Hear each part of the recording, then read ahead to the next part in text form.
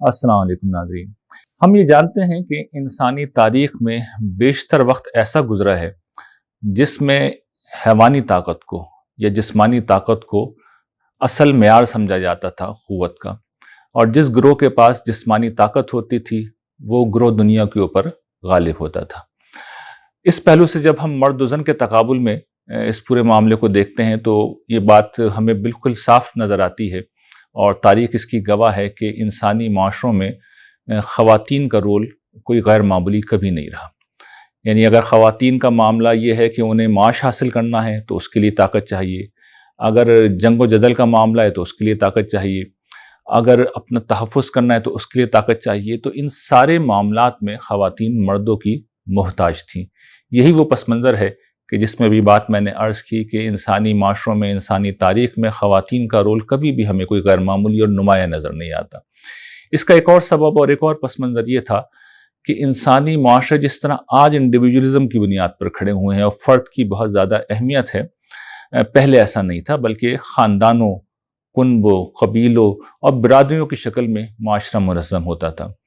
اس طرح کے معاشروں کے اندر خواتین ہمیشہ مردوں کے ماتحت اور ان کی زیر کفالت ہوتی تھیں۔ کچھ عرصے پہلے تک ہم یہ بات سعودی عرب میں، خود بھی میں رہا ہوں، ہم وہاں پہ دیکھتے تھے، یہ بات معلوم تھی کہ ہر خاتون کسی نہ کسی مرد کے زیر کفالت ہوتی تھی۔ خود ہمارے معاشرے میں ہم یہ بات جانتے ہیں کہ کہیں پہ کچھ عرصے پہلے تک کا یہ ذکر ہے کہ شادی کے لیے اناؤنسمنٹ ہوتی تھی تو اس خاتون کا نام تک نہیں لیا جاتا تھا۔ کسی کا اگر انتقال ہو گیا کسی خاتون کا تو اس کا بھی نام نہیں لیا جاتا تھا۔ فلاں کی بیوی ہے، فلاں کی بہن ہے، فلاں کی بیٹی ہے۔ خاتون کی شناخت اس طرح ہوا کرتی تھی، اس کی کوئی انفرادی حیثیت نہیں تھی، اس کی کوئی معاش کا بندوبست اپنے طور پر نہیں تھا۔ چنانچہ ان ساری حیثیتوں میں خواتین مردوں کے ماتحت ہوا کرتی تھیں، اور معاشرے کے اندر ان کا کوئی اجتماعی کردار نہیں ہوتا تھا، کوئی غیر معمولی کردار نہیں ہوتا تھا۔ جو رول خواتین کو دے دیا گیا تھا اس کا بھی ایک پس منظر تھا، یعنی گھر کے اندر ان کو رہنا تھا۔ اس کا سبب بڑی حد تک یہ تھا کہ ایک طرف تو ان کی جسمانی کمزوری تھی، دوسری چیز جو اس سے بھی زیادہ اہم تھی کہ وباؤں کے نتیجے میں، بیماریوں کے نتیجے میں انسانی آبادی ہمیشہ کم ہی رہتی تھی۔ چنانچہ انسانی آبادی کو بڑھانے کا جو کام کر سکتی تھی وہ صرف خواتین تھیں۔ تو ایک بچی کی شادی کر دی جاتی تھی بلوغت کے تھوڑے عرصے کے بعد، اور اس کے بعد ساری زندگی اس کا کام یہی ہوتا تھا کہ وہ بچے پیدا کرے اور ان کی پرورش کرے۔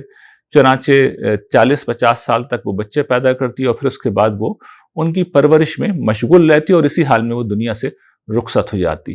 تو اس کا دائرہ عمل، اس کا گھر تھا، اس کے بچے تھے، اس کا خاندان تھا، خارج کی دنیا میں انفرادی طور پر اور اجتماعی طور پر اس کا کوئی رول ہمیں نظر نہیں آتا۔ اس سے اگر کوئی چیز ایگزمپشن ہمیں نظر آتی ہے، کوئی چیز مستثنیٰ ہمیں نظر آتی ہے، مثال کے طور پر رضیہ سلطانہ ہمیں تاریخ میں نظر آتی ہیں، ملکہ زبیدہ ہمیں نظر آتی ہیں، ہمیں کلیوپیٹرا نظر آتی ہیں، ہمیں اسی طریقے سے جھانسی کی رانی نظر آتی ہیں، تو ان سب کے پیچھے سیاسی خاندان ہیں، شاہی خاندان ہیں جس سے یہ وابستہ تھی، اور اپنے شوہر یا اپنے باپ کے ہٹنے کے بعد یہ مسند اقتدار کے اوپر فائز ہوئیں، اور اپنی صلاحیت کی بنا پر انہوں نے کچھ نہ کچھ پھر اجتماعیت کے لیے کنٹریبیوشن کیا۔ اس کی ایک اور مثال نور جہاں بھی ہے، جو ہمارے پس منظر میں غالباً سب سے زیادہ مشہور خاتون ہیں۔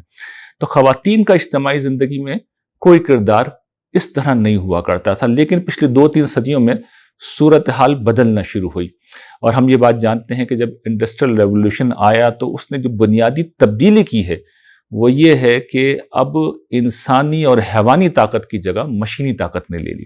چنانچہ یہ وہ سبب ہے جس کے بنا پر خواتین گھروں سے باہر نکلی، اور پھر انہوں نے بھی معیشت کے میدان میں جدوجہد کرنے شروع کی۔ سماج میں ان کا کوئی رول ہے جو نمایاں ہونا شروع ہوا، اور پھر ہم یہ بات جانتے ہیں کہ پچھلے 2-3 دہائیوں کے اندر انفارمیشن ایج آئی، اور ایج آف آٹومیشن جس کے دہانے پہ ہم اس وقت موجود ہیں۔ ایج آف آٹومیشن کیا ہے، اس پہ میں ایک تفصیلی لیکچر دے چکا ہوں، جس میں نے یہ بتایا ہے کہ ایک آنے والا دور ہے جس میں انسانوں کی فنگر ٹپس کے اوپر، بلکہ انسانوں کی جنبش ابرو کے اوپر، انسانوں کی گفتگو کے اوپر، آپ کی وائس کمانڈ کے اوپر خارج کی دنیا کنٹرول ہو رہی ہوگی۔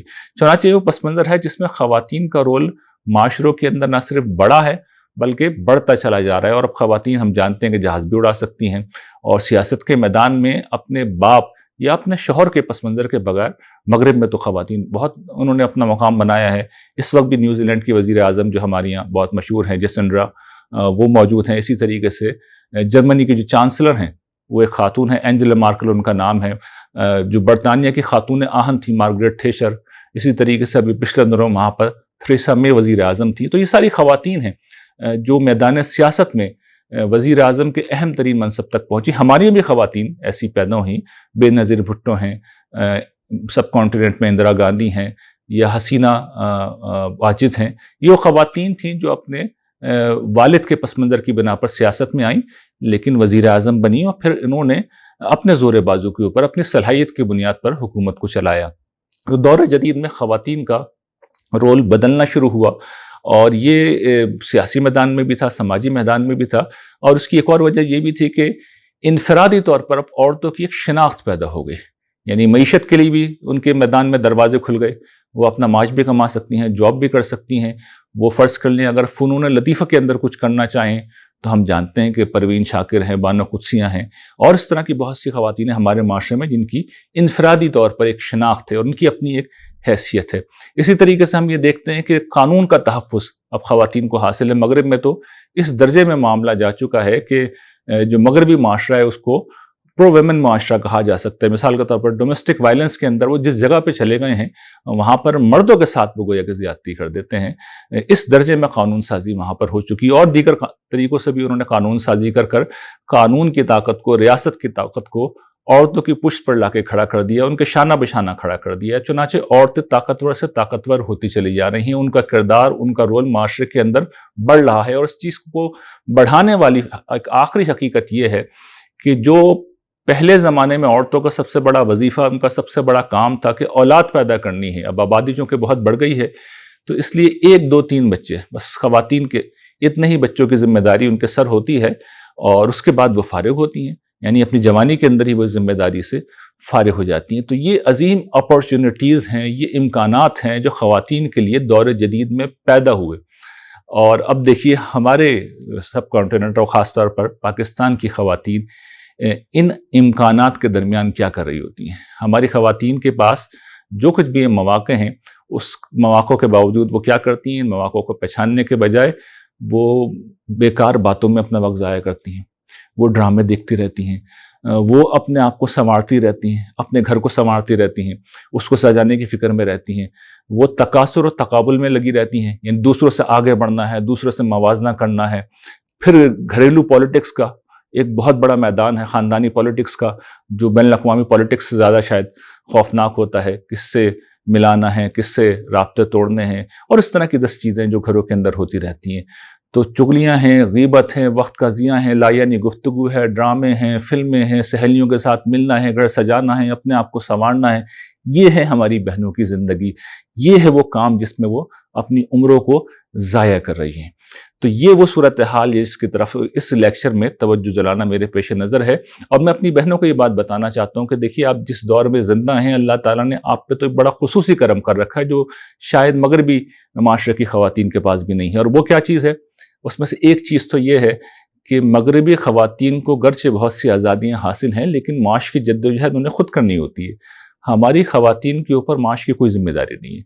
یعنی وہ چاہے تو جاب کر سکتی ہیں، ذمہ داری نہیں ہے. اس کے نتیجے میں وہ بالکل فارغ ہیں. یعنی ان کے پاس وقت ہے، وہ گھر کے اندر موجود ہیں، انہیں جاب کے لیے نہیں جانا پڑتا، کاروبار پہ نہیں جانا پڑتا. پھر جس طرح کہ میں نے عرض کیا کہ بچوں کی ذمہ داریوں سے خواتین 1 2 بچے ہوتے ہیں، بہت ہوا 3 بچے ہوئے تو 30s تک عام طور پہ فارغ ہو جاتی ہیں. بچوں کو اسکول بھیج دیتی ہیں. وہ اس کے بعد ایک وقت ہے جو ان کے پاس کم سے کم فرسٹ ہاف تو ان کے پاس ہوتا ہی ہے، تو اچھا خاصا ان کے پاس ٹائم کا اسپیس بھی انہیں مل جاتا ہے. تو اللہ تعالیٰ نے یہ عظیم ان کو موقع دیے. پھر ان کی بعض خلقی خصوصیات ہیں. مثال کے طور پر جنت میں جانے کے لیے رسول اللہ صلی اللہ علیہ وسلم نے قرآن مجید نے جن بعض چیزوں کو نمایاں کیا ہے، خواتین کے اندر وہ بلٹ ان ہے. نرمی ہے، ہمدردی ہے، محبت ہے، غم گساری ہے، رحم ہے، دوسروں کا احساس کرنا ہے، ایمپیتھی ہے، سمپیتھی ہے. یہ ساری چیزیں خواتین کے اندر مردوں سے زیادہ موجود ہوتی ہیں.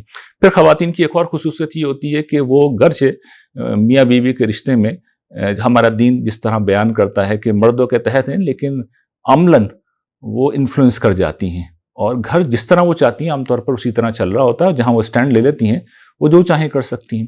اور سب سے آخری اور سب سے اہم چیز جو اس حوالے سے جو خاتون کی خصوصیت ہوتی ہے، کسی بھی خاتون کی خصوصیت ہوتی ہے کہ اللہ تعالیٰ نے نفسیاتی طور پر ہر عورت کو ماں بنا کر پیدا کیا ہے. چاہے اس کی شادی ہو چکی ہو، اس کی شادی نہ ہوئی ہو، چاہے اس کے ہاں اولاد ہو، چاہے اس کی اولاد نہ ہو. عورت ماں ہی ہوتی ہے، اپنی نفسیات کے لحاظ سے ماں ہوتی ہے. اور ماں کیا چیز ہے، ماں کیا ہستی ہے؟ ماں اونرشپ لیتی ہے، وہ گوشت کے لوتھڑے کی اونرشپ لیتی ہے اور اس کو 6 فٹ کا ایک طاقتور انسان بنا دیتی ہے. ماں اتنی طاقتور ہستی کا نام ہے، اتنی غیر معمولی ہستی کا نام ہے، اس لیے کہ اس کی کمٹمنٹ آؤٹ آف کوسچن ہوتی ہے. وہ جو ہماری یہ بات کہی جاتی ہے وہ بالکل ٹھیک کہی جاتی ہے کہ بچوں کا باپ مر جائے بچے برباد نہیں ہوتے، ان کی ماں مر جائے تو بچے برباد ہو جاتے ہیں. یہ اسی حقیقت کا اظہار ہے کہ ماں جو ہے وہ کمٹمنٹ کا نام ہے. تو خواتین کی یہ جو کمٹمنٹ کی صلاحیت ہے، یہ جو اونرشپ کی صلاحیت ہے، یہ اگر بچوں کے معاملے میں تو یہ باقی جگہوں پہ بھی ہو سکتی ہے.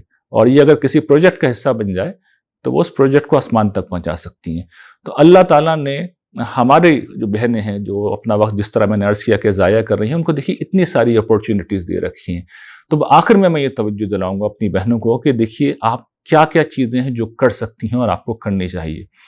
پہلی چیز یہ ہے کہ آپ کی اصل طاقت تعلیم ہے. اب جسمانی طاقت کا زمانہ نہیں رہا ہے، اب ذہنی طاقت کا زمانہ ہے، فکری طاقت کا زمانہ ہے، علم کا زمانہ ہے. تو تعلیم جس وقت آپ حاصل کریں گے، علم آپ حاصل کریں گے تو آپ کسی بھی عہدے پہ پہنچ سکتی ہیں، آپ کوئی بھی مقام حاصل کر سکتی ہیں. تو اس پہ فوکس کریں اور تعلیم کو بہتر سے بہتر اور اعلیٰ سے اعلیٰ درجے پر جا کے حاصل کرنا چاہیے. دوسری جو چیز ہے جس کو خواتین کو فوکس کرنا چاہیے وہ یہ کہ دین کی جو اصل دعوت ہے، جو بنیادی دعوت ہے، جس کا اصل مقصد تو گرچہ یہ ہے کہ آخرت میں انسان فلاح حاصل کرے، لیکن اس دنیا میں اس دعوت کا مقصد یا نتیجہ جو نکلتا ہے وہ یہ ہے کہ انسان ایک اعلیٰ انسان بن جاتا ہے. یہ ایمان و اخلاق کی دعوت ہے. اس دعوت کو حاصل کرنا وہ اپنا مقصد بنائے. ہمارے ادارے نے یہ خدمت اپنے ذمہ لے رکھی ہے اور اس کا اپنا ہدف بنا رکھا ہے کہ اس دعوت کو، اس کی اہمیت کو بیان بھی کرنا ہے، اس کو پہنچانا بھی ہے، اس کو سکھانا بھی ہے. چنانچہ ہم نے تو وہ کورسز بنا دیے ہیں جن کے ذریعے سے لوگ اس دعوت کو حاصل کر سکیں. جو خدمت ہم نے سر انجام دی ہے کہ پورے دین کے ذخیرے میں جو کچھ دین کے نام پہ موجود ہے اس میں سے چھانٹ کے آپ کے سامنے رکھ دیا ہم نے کہ یہ آپ کا پروردگار آپ سے کہہ رہا ہے، اس پہ آپ کی نجات موقوف ہے. اور نہ صرف نجات موقوف ہے بلکہ اس دنیا میں اعلیٰ انسان اسی سے بنتے ہیں. اور پھر جب اعلیٰ انسان کسی معاشرے میں پیدا ہونا شروع ہو جائے تو پھر وہ معاشرہ لازماً ترقی کرتا ہے. تیسری چیز جو خواتین کو کرنی چاہیے اور ان کی ذمہ داری بھی ہے وہ یہ کہ اللہ تعالیٰ آپ کی گود میں پھول کھلاتا ہے، آپ کو اولاد دیتا ہے اور وہ ٹوٹلی آپ کے ہاتھ میں ہے.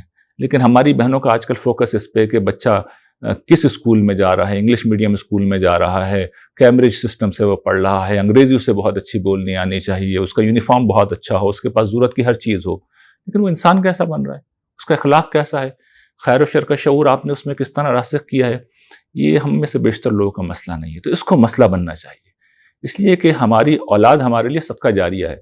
اور کسی نے جو بڑی اچھی بات کہی ہے کہ ہم اس لیے پریشان رہتے ہیں کہ ہمارے مرنے کے بعد ہماری اولاد کا کیا ہوگا. ہم یہ نہیں سوچتے کہ ہماری اولاد کو مرنا ہے، تو ہماری اولاد کے مرنے کے بعد ہماری اولاد کا کیا ہوگا، اس بارے میں بھی سوچنا چاہیے. تو یہ ہماری ذمہ داری ہے. پھر چوتھی چیز اور اس زمانے کی جو آخری چیز ہے وہ یہ کہ اجتماعی کاموں میں بھی حصہ لینا چاہیے. دیکھیے اللہ تعالیٰ نے انفارمیشن ایج میں آپ کو یعنی خواتین کو جو موقع دے دیا ہے وہ یہ ہے کہ اب گھر سے باہر جانے کی ضرورت بھی نہیں ہے. گھر کے اندر بیٹھے بیٹھے بھی آپ بہت سے کام کر سکتی ہیں. دنیا آپ کے فنگر ٹپس کے اوپر آ گئی ہے. ہم تو اپنے ادارے کی مثال دیتے ہیں، اس میں بیشتر جو ڈپارٹمنٹس ہیں اس کی ہیڈز جو ہیں خواتین ہی ہیں. خواتین یہ کام کر رہی ہیں، گھر بیٹھ کے کام کر رہی ہیں. تو اللہ تعالیٰ نے موقع دے دیا ہے. معاشرے کی تعمیر میں، اس کی ترقی میں اپنا رول پلے کریں، اپنی اہمیت کو محسوس کریں. آپ انسانی تاریخ کے سب سے خوش قسمت موڑ کے اوپر پیدا ہوئی ہیں. جو اللہ نے آپ کو دے رکھا ہے، اس دور میں دے رکھا ہے، وہ انہوں نے کبھی اس سے پہلے عورتوں کو نہیں دیا. تو اس اپورچونٹی کو پہچانیں، اعلیٰ انسان بنیں، کنٹریبیوٹ کریں. آپ کی دنیا بھی اچھی ہوگی اور انشاءاللہ آپ کی آخرت بھی اچھی ہوگی. وآخر دعوانا ان الحمدللہ رب العالمین.